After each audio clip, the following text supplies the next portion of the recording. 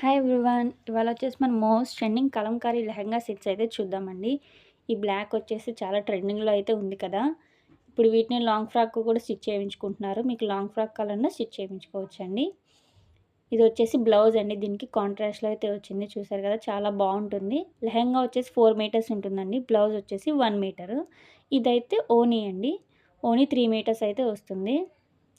పన్నా గూడా శారీ పన్నా అయితే వస్తుంది. చూస్తున్నారు గదా! నిజాం బోర్డర్‌లో చాలా బ్యూటిఫుల్‌గా అయితే ఉంది.